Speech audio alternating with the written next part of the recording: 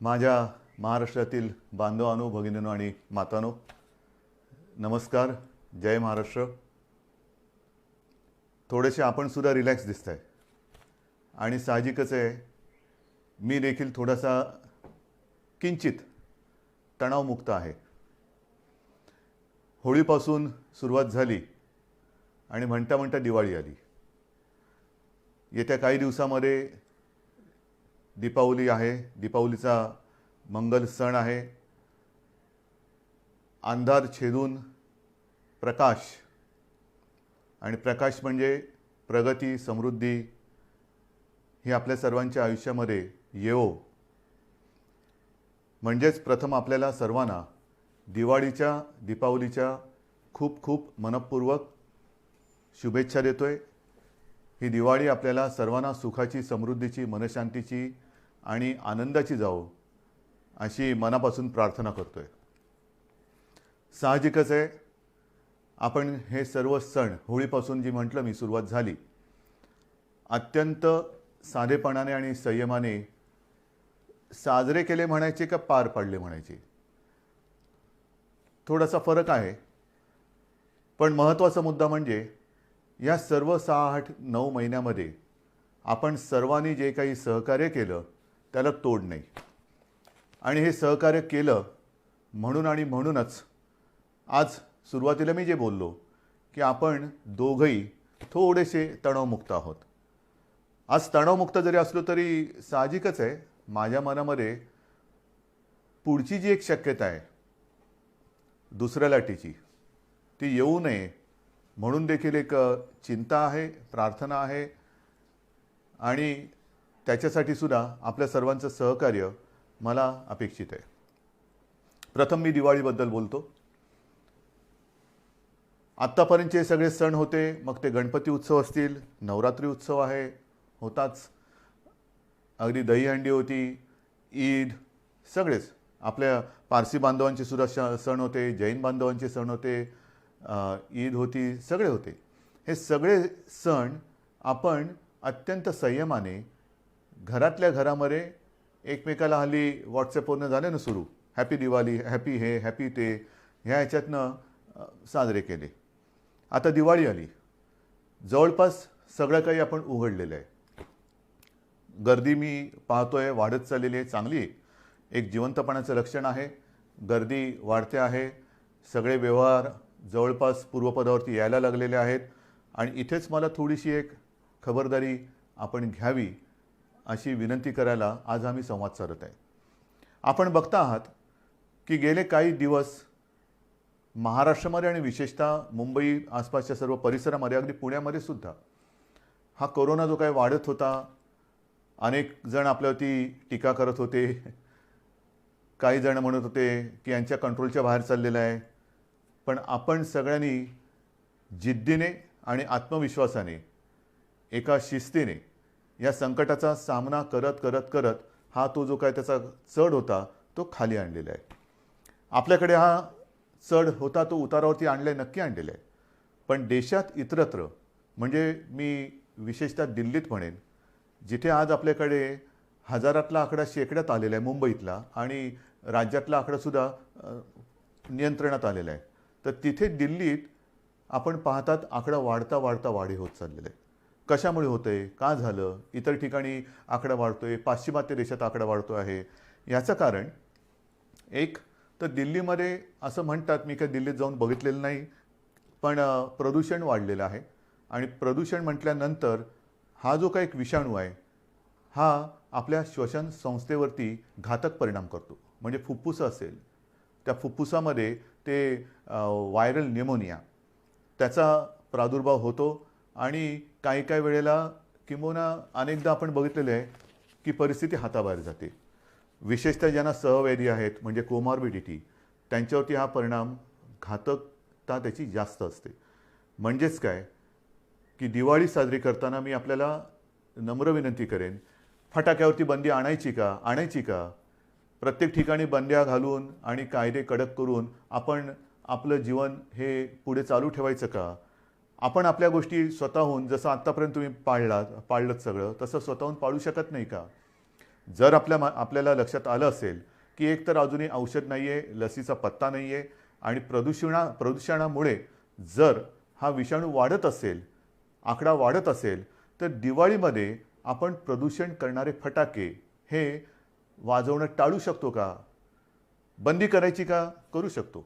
पण मला असं वाटतं बंदीपेक्षा आपसातला एकमेकावरचा विश्वास जो आहे, आणि मला अनेक जणांनी सांगितले की आपण जेव्हा बोलता तेव्हा आमच्या घरातलाच एक कुटुंब प्रमुख आमच्याशी बोलतोय, मोठा भाऊ आपल्याशी बोलतोय, असं आपल्याला सर्वांना वाटत असतं. मग त्याच नात्याने आपल्याला सांगतोय. लहानपणी मी सुद्धा फटाके वाजवलेले आहेत, सगळ्यांनीच फटाके वाजवलेले आहेत. आज सुद्धा घराघरातली लहान मुलं आहेत, त्यांना तो एक आनंद असतो. पहाटे अभ्यंग स्नान म्हटल्यानंतर तेव्हा थंडी मुंबईमध्ये असायची, आज इतरत्र राज्यात थंडी पडायला सुरुवात झालेली आहे. उठणं लावायचं, ते चिराट फोडायचं आणि पहिला फटाका कोण लावतो ती एक गंमत होती. पण म्हणता म्हणता ही वस्ती एवढी वाढली आणि त्याच्यानंतर हे एवढं आता धूर आणि प्रदूषण वाढायला लागलेलं आहे की आत्तापर्यंत जे काय आपण साधलेलं आहे, आत्तापर्यंत जे काय आपण कमावलेलं आहे, ते 4 दिवसातल्या धुरामध्ये वाहून जाता कामा नये. म्हणून मी आपल्याला विनंती करतोय, एक तर सार्वजनिक ठिकाणी फटाके वाजवायचे नाहीतच, कारण आपल्याला समाजाची काळजी घ्यायची आहे. अनेक जण ह्या वेळेला फिरायला बाहेर पडतात, सगळीकडे रोषणाई जरूर करा. दीपावली म्हटल्यानंतर दीप तर उजळले पाहिजेतच. दीपावली वाटली पाहिजेच, पण दीपावली म्हणजे दिवा, तो दिव्याचं एक महत्त्व आहेच. दिवे जरूर पेटवा, प्रकाशमान करा, पण फटाके न वाजवाल तर उत्तम. सार्वजनिक ठिकाणी फटाके वाजवायचे नाहीतच. हां, आपल्या एक याच्यासाठी आजूबाजूला कोणाला त्रास होऊ न देता जेवढे काही मर्यादित फटाके आपण वाजवू शकत असाल हरकत नाही. मी अगदीच काही तुम्हाला आणीबाणी नाही आणते तुमच्यावर. फटाके वाजवूच नका किंवा फटाक्यांवरती बंदीच घालतो असं न म्हणता, चला आपण एक दुसऱ्याच्या विश्वासावरती हा सण आनंदाने साजरा करूया. फराळ करा. पण पुन्हा एक सांगतो की आत्ता जरी ही परिस्थिती आटोक्यात आलेली वाटत असली तरी दिवाळी आणि दिवाळी नंतरचे 15 दिवस हे फार आपल्याला कसोटीचे आहेत. याचं कारण असं की पाश्चिमात्य देशात आपण जे काय बघतो आहोत, आकडेवारी बघतो आहोत, प्रचंड मोठ्या प्रमाणात ही दुसरी लाट आलेली आहे. म्हणजे अनेक ठिकाणी हा जो आकडा होता हा जवळपास शून्यावरती आला. आणि मी जी काय माहिती घेतली, माझ्याकडे माहिती आहे, कागद सगळे आहेत, पण हे सगळं तुम्ही बघताय तेच मी बघतोय. पण ते बघितल्यानंतर रिपिटेशन नको आहे. पाश्चिमात्य देशात आपण जर पाहिलं तर अगदी इटली असेल, ब्रिटन असेल, इंग्लंडमध्ये तर, लंडनमध्ये तर पुढच्या 4-6 आठवड्यासाठी कडक लॉकडाऊन त्यांनी केलेलं आहे. कडक म्हणजे जसं आपल्याकडे होता तसा. इतरत्र सुद्धा स्पेनमध्ये असेल, नेदरलँडमध्ये तर मी असं ऐकलं की घरातल्या घरात कुटुंबियांना सुद्धा त्यांनी मास्क घालण्याची एक जबरदस्ती केलेली आहे. हे होतंय. याचं कारण का की थोडीशी बेफिकिरी. आता संपलं सगळं. गेले 1-2 महिने काहीच झालेलं नाही आहे, झालं सगळं. तसं नाही आहे. तिकडे थंडीचा सीझन सुरू होतोय, त्याच्यात हा आता विषाणू परत वाढीला लागलेला आहे आणि त्या लाटेच्या आकडेवारीकडे जर का आपण बघितलं तर मी म्हणेन ही लाट नाही, ही सुनामी आहे. कारण पहिल्या प्रथम जेव्हा तिथे लाट आली होती आणि अगदी पीक ज्याला म्हणतात त्या पीक नंतर खाली गेला तो करोना, आणि आता जो आला आहे तो दुपटी-तिपटीपेक्षा जास्त संख्येने आलेला आहे. आपल्याकडे होणार नाही, होऊ द्यायचं नाही. पण विचार करा, गेले 6-8-9 महिने आपली यंत्रणा, मग ती पोलीस आहे, महसूल आहे, आरोग्य सेवक आहेत, डॉक्टर्स आहेत, अत्यंत तणावाखाली ह्या लढाईमध्ये लढत आहेत. कोणासाठी लढत आहेत? अनेक पोलीस मृत्युमुखी पडलेत, आरोग्य सेवकांना सुद्धा बाधा झालेली, त्यातले काही मृत्युमुखी पडले, काही डॉक्टर्स गेलेले आहेत. कोणासाठी लढत आहेत? त्यांच्यावरती असह्य ताण आहे. आणि आत्ता मला असं वाटतं की ही जी काही लढाई आपण लढलो, मला सहज एक परवा कोणीतरी व्हॉट्सॲप पाठवला, एक चांगला होता, एका सैनिकाचा. तो सैनिक आपल्याला सांगतोय की मी तुमच्यासाठी लढत असताना किती किलो वजन, मग बूट किती किलोचे असतात, अंगावरती बॅगेमध्ये त्याच्या जी काही दारुगोळा असतो तो किती किलोचा असतो, हेल्मेट किती किलोचा असतो, त्याचं जॅकेट किती किलोचं असतो, म्हणजे त्याचं वजन आणि ह्याचं वजन ह्याची जर तुलना केली तर खूप फरक आहे. म्हणजे त्याच्या शरीरापेक्षा तो जो काय वाहतो, नुसतं वाहत नाही, तो जो काय अंगावरती बाळगतो त्याचं वजन हे जास्त आहे. आणि मग तो सैनिक आपल्याला विचारतो, हे एवढं सगळं वजन घेऊन जर मी तुमच्यासाठी लढत असेल तर तुम्ही फक्त मास्क लावून ही लढाई लढू शकत नाही? किती साधा आणि मार्मिक प्रश्न आहे. लढताना आपल्या हातात दुसरं कोणतेही शस्त्र नाही आहे, मास्क शिवाय दुसरं कोणतेही शस्त्र नाही आहे. आणि सहज मी आत्ता आपल्याशी बोलताना मला एक 100 वर्षापूर्वीची आठवण आली. त्याही वेळेला फ्लू आला होता, स्पॅनिश फ्लू. साधारणतः कोरोना कधी जाईल, हा स्पॅनिश फ्लू जो 100 वर्षापूर्वी आला होता तो 2 ते 3 वर्ष त्यांनी जगाला परेशान करून टाकलं होतं. त्याही वेळेला काही कोटी बळी, म्हणजे आपल्या देशात सुद्धा असं म्हणतात की 1 कोटीच्या आसपास लोक मृत्युमुखी पडले होते. 100 वर्षापूर्वी लोकसंख्या काय होती, त्याच्यात 1 कोटी. आता लोकसंख्या किती आहे, प्रमाण काय होईल, हे तुम्हाला मी घाबरवत नाही आहे, पण सतर्क राहण्यासाठी म्हणून ह्या प्रेमाच्या आणि सावधगिरीच्या सूचना देतो आहे. आणि म्हणून मी आपल्याला सांगतो की जरी आपण या सगळ्या गोष्टी उघडतो आहोत, उघडायला तर पाहिजेच, कारण आयुष्य पूर्वपदावरती आलंच पाहिजे, येतं आहे, अर्थचक्राला गती मिळाली पाहिजे. पण ती गती देताना वेडीवाकडी जर का गती द्यायचा प्रयत्न केला तर ती दुर्गती होईल, गतीच्या ऐवजी अधोगती होईल. कारण पुन्हा जर का लॉकडाऊन करण्याची वेळ आली तर तो लॉकडाऊन आपल्याला फार भारी पडेल. आणि जर का रुग्णसंख्या वाढली तर आत्ता आपण जी सेवांमध्ये वाढ केलेली आहे, जम्बो हॉस्पिटल्स, फील्ड हॉस्पिटल्स, आत्तासुद्धा मी आपल्याशी बोलल्यानंतर मला वाटतं मीरा भाईंदर आणि कल्याण डोंबिवली येथे कोविड केअर सेंटरचं लोकार्पण करणारच आहे. मी अजूनही गरज संपली अशातला भाग नाही आहे. पण एक गोष्ट चांगली आहे की बऱ्याच ठिकाणी अजूनही आपले बेड्स आता रिकामी दिसत आहेत, ते रिकामीच असू द्या. मी कुठेही या आरोग्य सुविधा बंद करा म्हणून सांगितलेलं नाही, वापरायची वेळ येऊच नये. पण आणखीन पुढचे किमान 6 महिने आपण ह्या गोष्टी असाच्या अशा भले कडी कुलप लावून ठेवली तरी चालतील, ती तशीच राहावीत, पण आपण त्या काढत नाही आहोत. मनामध्ये एकच विचार आहे की ह्या ज्या काही सुविधा वाढवल्या त्याला सुद्धा एक मर्यादा आहे. मी सुरुवातीला आपल्याला सांगितलं होतं की ही जेव्हा साथ सुरू झाली तेव्हा आपल्या राज्यामध्ये एकूण सगळे मिळून 7-7.5 किंवा 7,800 रुग्णशय्या होत्या. आता त्या रुग्णशय्या जवळपास आपण 4.5 लाखापर्यंत नेल्या एवढ्या. पण नुसतं रुग्णशय्या म्हणजे रुग्ण बरा होतो असं नाही आहे, त्याला आरोग्य सेवक पाहिजेत, डॉक्टर्स पाहिजेत, औषधं पाहिजे, ऑक्सिजन पाहिजे, जरूर लागली तर व्हेंटिलेटर पाहिजे. सगळ्या बाकीच्या गोष्टी आणता येतील, डॉक्टर्स आणि आरोग्य सेवक कुठून आणायचे हे तयार नाही करता येऊ शकत. पण त्यांच्यावरती म्हणजे ते वाढणार नाही आहेत. म्हणजे उद्या जर का दुपटी तिपटीची लाट आली तर आपली त्रेधा तिरपीट उडू शकते आणि ती येऊ न देणं हे आपण करू शकता, कारण आजपर्यंत आपण हे केलेलं आहे. या सगळ्या गोष्टी मी तुम्हाला सांगतोय. पण मधल्या काळामध्ये हे फळ आपल्याला कसं मिळालं तर दसऱ्यापर्यंत आपण माझे कुटुंब माझी जबाबदारी ही जी काही मोहीम राबवली, मी नक्कीच सांगेन की त्या मोहिमेचं हे फळ आहे. कारण आपल्या टीम्सने जवळपास 60,000 टीम्स राज्यभरात आपण तयार केल्या होत्या. 60,000 घराघरात गेल्या, माझ्याही घरी आल्या होत्या, आपल्याही घरी आल्या होत्या. जवळपास सगळी घरं आपण त्याच्यामध्ये संपर्क केले आहे. आणि त्याच्यात तुम्हाला सहज मी एक आकडेवारी सांगतो की या जवळपास 59,000 काही टीम होत्या, म्हणजे 60,000. त्यांनी राज्यामध्ये जी काही चौकशी केली त्याच्यात साधारणतः 3.5 लाखाच्या आसपास आयलाय आणि सारी रुग्ण सर्वेक्षण काळात आढळून आले. म्हणजे ज्यांना श्वसन संस्थेचा विकार असेल, काही असेल, त्यांची टेस्ट केल्यानंतर त्याच्यामध्ये साधारणतः 51,000 रुग्णांना कोविड झाल्याचं निदर्शनास आलं. हे घरोघरी जाऊन आपण तपासणी केली म्हणून हे झालं आणि म्हणून आपण त्यांना आवश्यकतेनुसार इलाज करून वाचवू शकलो. हे याचं फलित आहे, हे नक्कीच फलित आहे. त्याच्यानंतर एकूण जर का बघितलं आपण तर ह्या सर्वेक्षण काळामध्ये मधुमेह, डायबिटीस आपल्या राज्यात किती जणांना आहे, ज्यांना आपण तपासलं आणि ज्यांनी आपली माहिती दिली त्याच्यात जवळपास 8,69,370 लोकांना डायबिटीज आहे. हाय ब्लड प्रेशर किती लोकांना आहे, साधारणतः 13 लाख लोकांना हाय ब्लड प्रेशर आहे. हृदयविकार कोणाला किती लोकांना आहे, 73,000 लोकांना जवळपास हृदयविकार आहे.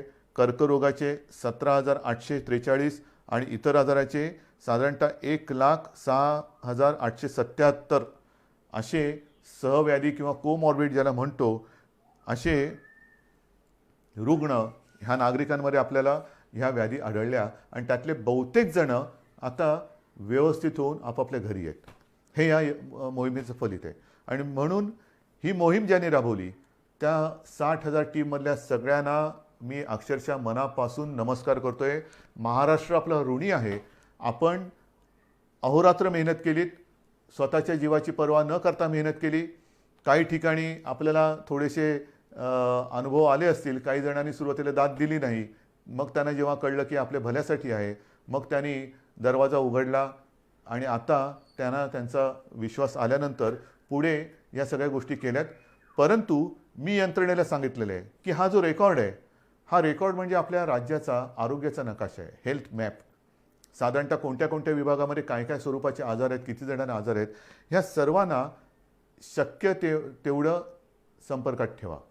एक थोड्या थोड्या कालावधीनंतर त्यांना किमान एक फोन करून तब्येतीची विचारपूस करा. आणि ही विचारपूस केल्यानंतर आपल्याला लक्षात येईल की आपण जी मोहीम राबवतो आहोत त्याचा उपयोग आपल्याला नुसतं निरोगी महाराष्ट्र, सुदृढ महाराष्ट्र वाचून होत नाही. महाराष्ट्र त्याच्यासाठी मेहनत करावी लागते. तर ही मेहनत, ह्या मेहनतीचं एक फळ आहे. म्हणून मी या सगळ्यांना धन्यवाद देतोय. आणि त्यांना आणखीन सांगितलेलं आहे की जरा थोडे दिवस थोडी विश्रांती घ्या. पण आता पुढचा टप्पा आहे हा तुम्ही करायचा आहे. ह्याचं कारण असं की जे मी बघतो आहे की मुंबईमध्ये सुद्धा आणि बाहेर सुद्धा मास्क न घालणारी जास्त दिसायला लागलेले आहेत. हे नाही चालणार, अजिबात नाही चालणार. बाकीच्या सगळ्या गोष्टी आपण हळूहळू ओपन करतो आहोत, उघड करतो आहोत. पण मास्क घातला नाही तर त्याला दंड हा केला जाणारच, करावाच लागेल. कारण साधारणतः जे प्रमाण लक्षात येतं आहे, हे आकडेवारी माझी नाही आहे, मी डॉक्टरांशी बोलून हे सगळं करून तुम्हाला सांगतोय की साधारणतः एक कोरोना पॉझिटिव्ह नागरिक जर मास्क न घालता जनतेत फिरला तर एका ह्याच्यात तो जवळपास जेवढा फिरेल, गर्दीमध्ये फिरला तर किमान 400 जणांना तो संक्रमित करू शकतो. म्हणजे एक 400 ना करतो, म्हणजे 400 पुढे किती ना करतील. म्हणजेच काय की समाजासाठी आपल्याला ह्या गोष्टीची खबरदारी घ्यावीच लागेल. कोणत्याही परिस्थितीत आपल्या हातामध्ये लस नाही, औषध नाही. स्पॅनिश फ्लूच्या वेळेला सुद्धा हीच त्रिसूत्री होती: मास्क लावा, अंतर ठेवा आणि हात धुत राहा.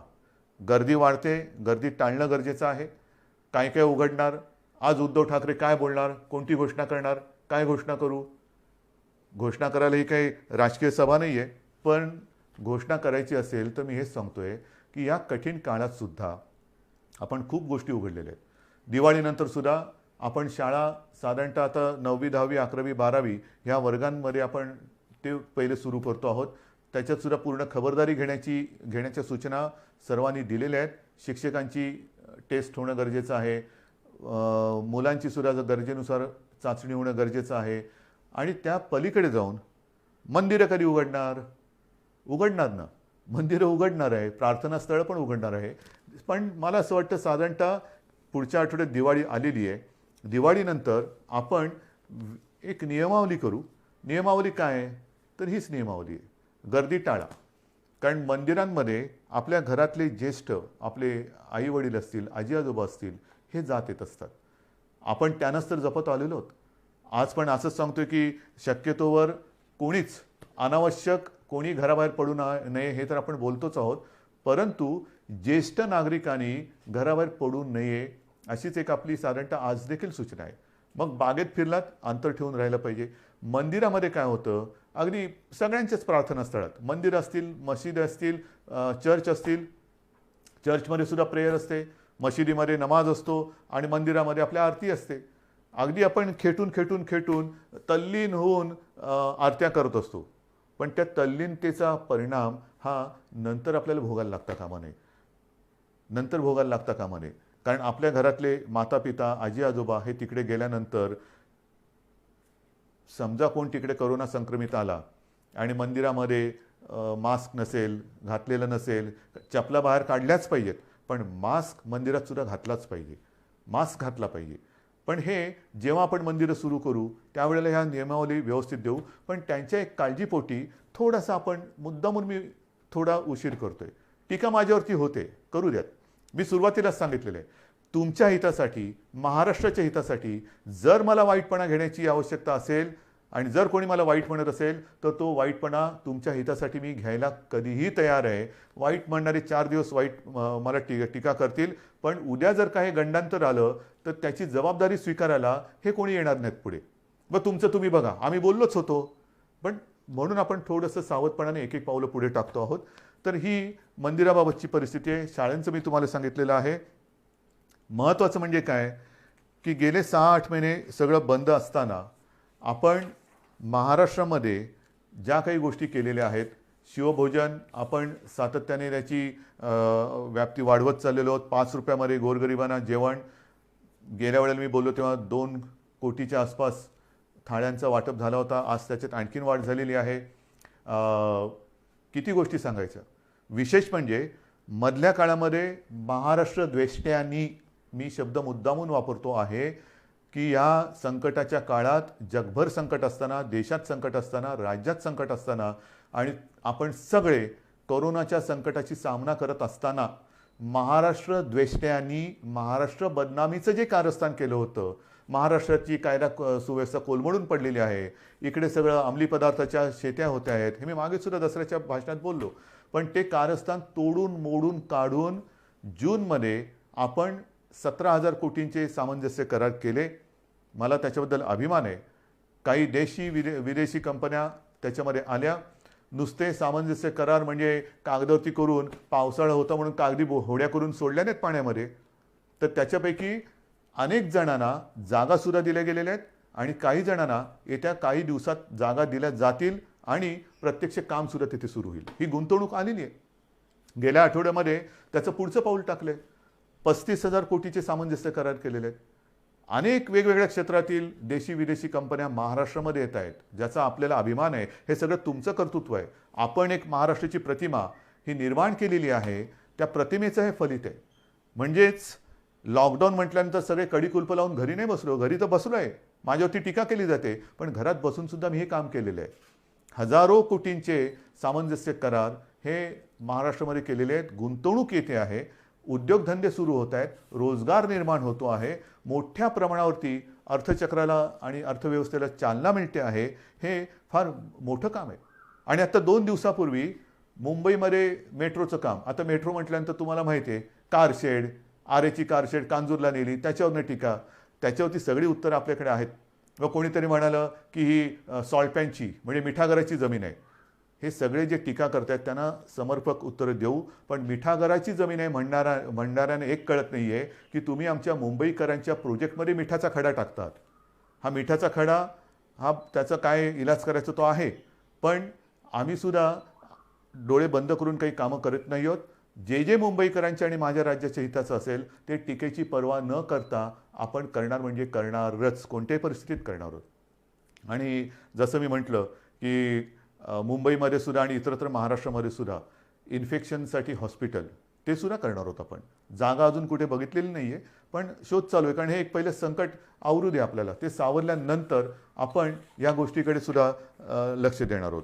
माझे कुटुंब माझी जबाबदारीची फलश्रुती आपल्याला मी सांगितली.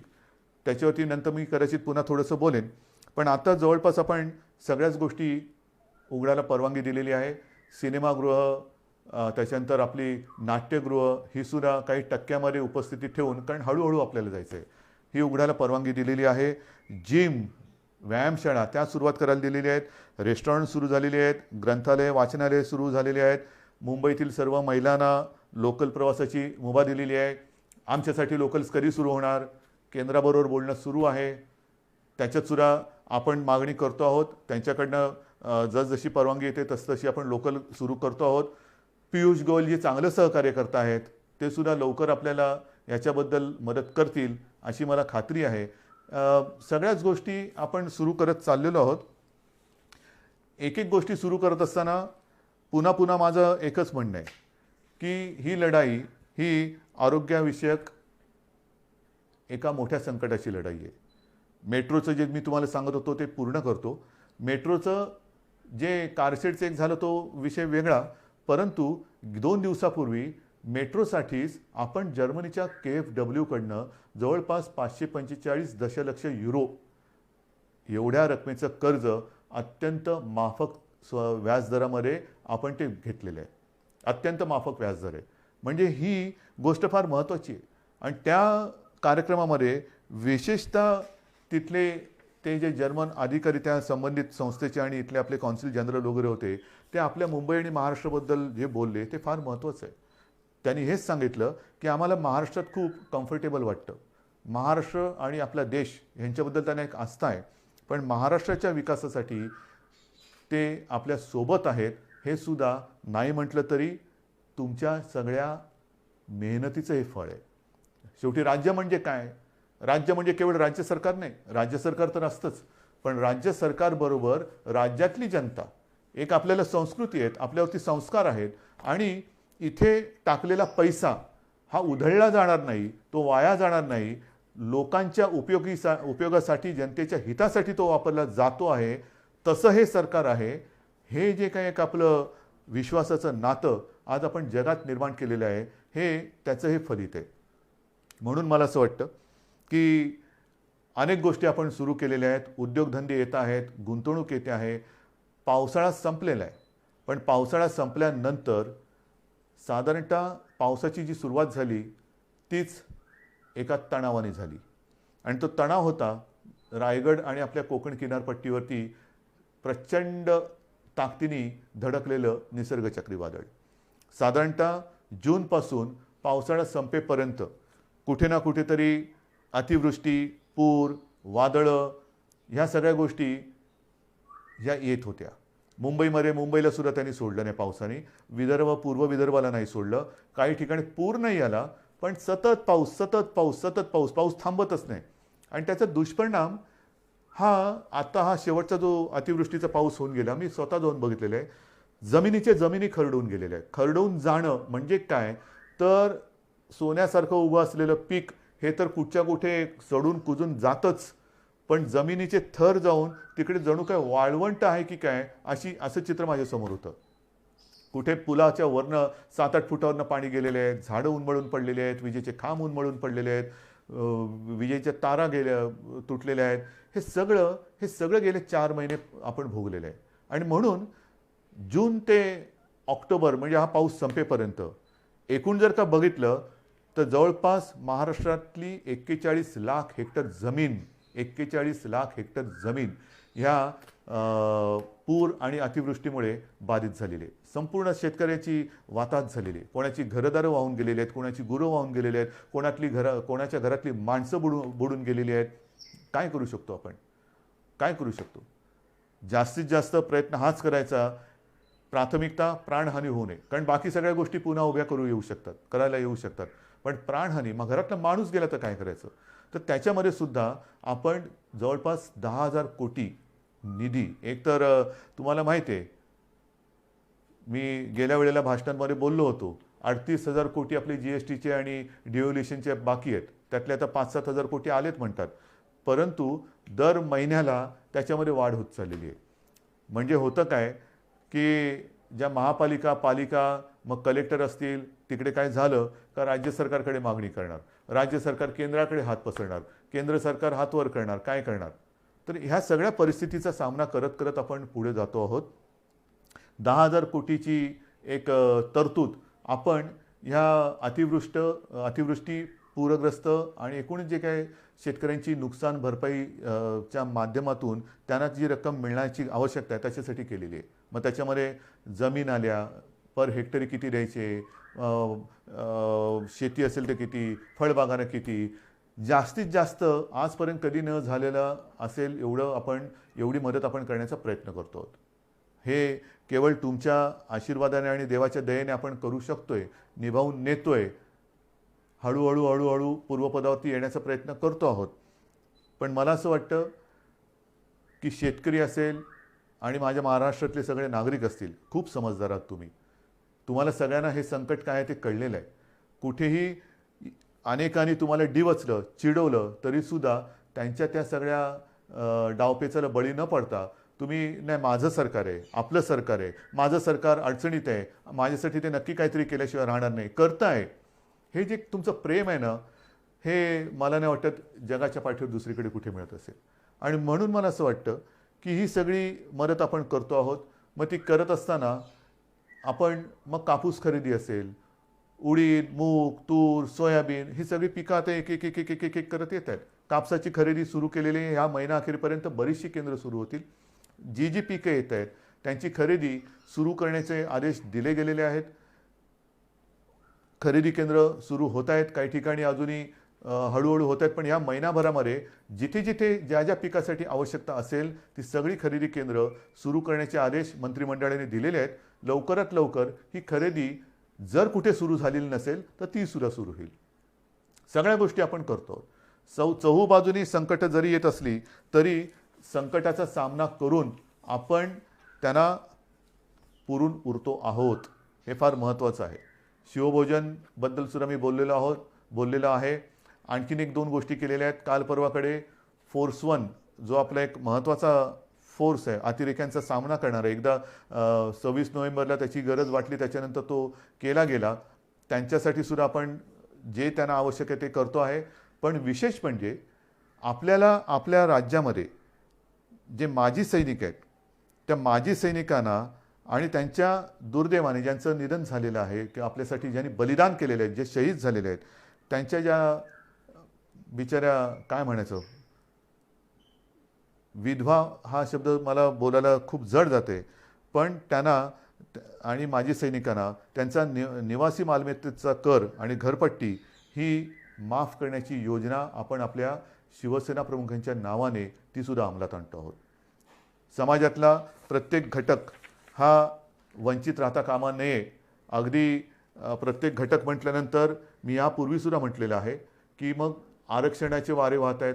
मराठा आरक्षण आहे, ओबीसींचं आरक्षण, ते म्हणतात आमचं काही कमी करू नका, धनगर आहेत, ह्या सगळ्यांना आपण कुठेही वारावरती अजिबात सोडू शकत नाही. कारण जाणार कुठे वारावर सोडून? आपण एकत्रच आहोत. हे सरकार तुमचं आहे.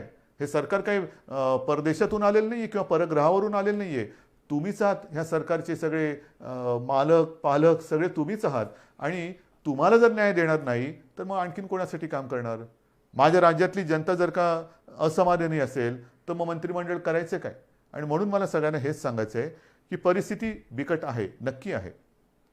एकतर अर्थचक्र हळूहळू फिरते, त्याच्यातून काही कायदेशीर गोष्टी असतील, आणखीन काही गोष्टी असतील, सगळ्यांचा सामना हा करत करत करत यशस्वीपणाने ठामपणाने आपण पुढे जातो आहोत.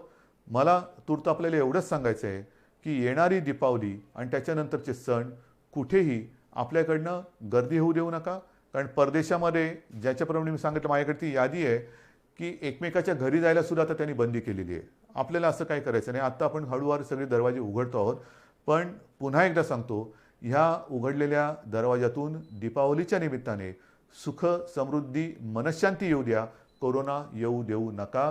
प्रदूषण टाळा, फटाके टाळा, फराळ करा, दीपावली साजरी करा, आकाशकंदील लावा, प्रकाशमान सगळं आयुष्य होऊ द्या. पण प्रदूषणकारी असं काही करू नका. मला खात्री आहे आजपर्यंत आपण माझं एका आपुलकीने प्रेमाने ऐकत आलेलं आहात, त्याच्याप्रमाणे वागत आलेला आहात. आणि तसे तुम्ही जर का वागले नसता तर आजचे हे कोरोनाचे आकडे हे पुरेसे बोलके आहेत. ते आकडे आपण तिथपर्यंत येऊ शकलो नसतो. हे आकडे आपल्याला आता शून्यावरती आणायचे आहेत आणि आपण ते आणू शकतो. आपण हे करून दाखवले ज्याला म्हणतो ना, तसं हे तुम्ही करून दाखवलेले आहात. आता ह्याच्यात अजिबात वाढ होऊ द्यायची नाही. सर्वांनी आनंदात राहा, निरोगी राहा, मास्क लावा, हात धुत राहा आणि एकमेकापासून अंतर ठेवा. जय हिंद, जय महाराष्ट्र.